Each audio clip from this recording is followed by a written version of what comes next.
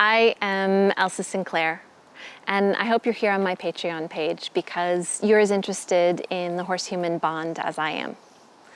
I filmed a movie about 7 years ago about taming a wild Mustang with no tools at all. And this year, I am about to embark on a follow-up movie, this time with two stallions. One that's straight off the range and knows nothing about people, and one that maybe knows too much about people and has reasons to distrust.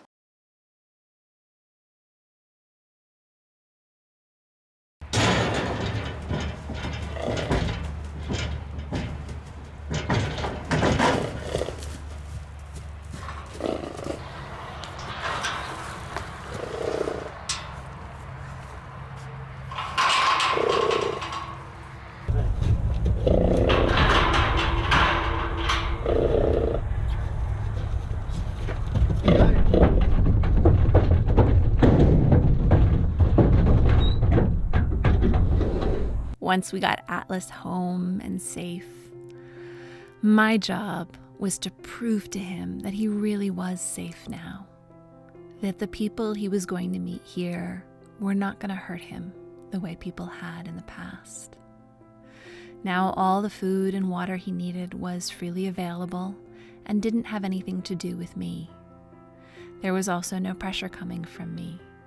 I was part of the environment, and my job was to show him what good choices I made around him, so eventually he could trust me to make choices for him also. When I went to Nevada to find the second stallion, I had a corral of about 75 stallions to choose from that had all been recently rounded up off of the range. That one looking right at us, that's Ariane. He was the horse that needed to come home with me. I was looking for that horse that was interested and curious, that would teach me things.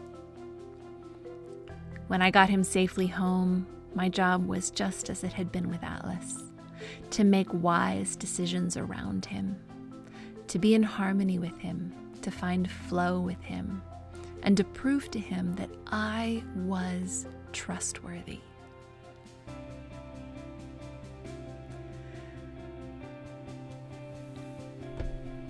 Ari and Atlas lived together quite happily for a number of weeks. And then the differences in personality really started to show. Ari was pushy. He liked to try and provoke Atlas. Atlas was very quiet and introverted, but if poked too hard, he would snap. And when he snapped, he became more violent than anything I had ever seen. Ari, no stranger to a stallion fight, could hold his own. But over a couple of days, their fights got worse and worse until Atlas became injured, and I realized that I could not keep these two together in such a small space. It was time to find them new friends. I brought a gelding named Ocasio up to join the herd. He was 5 years old. He was a Mustang we had adopted a year earlier, and he was the perfect friend for Ari. The two of them were incredibly similar. It's like they spoke the same language right from the beginning, and everything one of them did, the other one wanted to do also.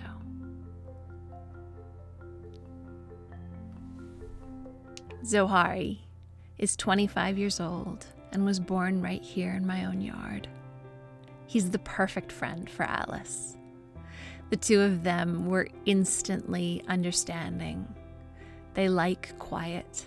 They like peace. They're both rather introverted. It was a match made in heaven. While all of this herd work was going on, I was also spending time each day building up the variety of things that I could do with the horses. Ari was learning that the touch of a human was actually quite pleasurable. And he was learning that there was plenty of time to just be together. There was nothing overwhelming about being with humans. It was fun. It was interesting. It's all about building curiosity. The more curiosity and interest we can build in the horse, the more we then enjoy those times when nothing's happening, when we just are together. No need to change, no need to develop, just being. After we have invested enough in our relationship bank account with being together, then I can start asking for things. And Ari is pleased to join me. That flow, that harmony, that matching rhythm, that's something that a horse will work for. If you give them the opportunity, they want to be your partner. Now, Atlas was something different altogether. His past abuse was far worse than anything I had guessed. And for months, I couldn't get anywhere close to touching him. When I finally was able to touch him, it was only a little, and it was only carefully. And I was so pleased when he could come out of his introversion. But he was a puzzle, because one day he could trust me and the next day he couldn't at all. I couldn't figure him out. It was like nothing stayed consistent. So I decided it was time to start asking him to move some more. He needed to walk. This was not exactly in my original plan, but I thought he needed to move his muscles to get comfortable with how new and different things were. Unfortunately, that's when his aggression started to show. Atlas had been sold to me as a horse with a background of attacking people. And I had taken him on thinking that it would be easy to convince him that people were now good.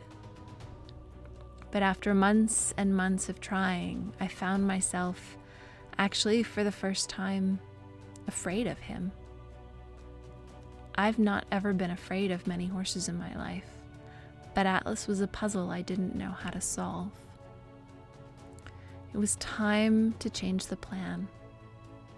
All of my dreams of freedom-based training and choice development were not working for Atlas. I really needed some help. And so I asked the other horses to help me. I enclosed the round pen a little bit more, and I got Zohari and then Ocasio to walk with Atlas. That way the pressure wasn't coming directly from me.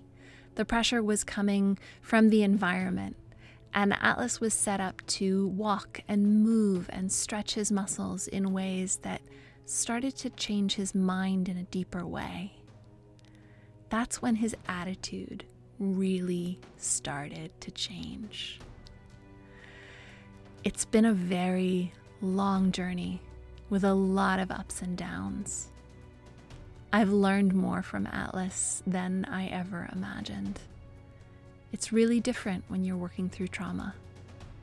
The idea of having choice and options is almost a threatening concept coming from a place of trauma.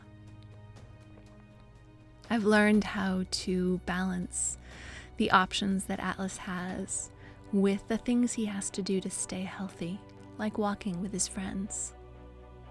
Little by little, with the balance of the things that keeps Atlas healthy, his trust is starting to bloom. What we do with it from here, well, I'm inviting you to come see. The journey continues for Taming Wild Evolution.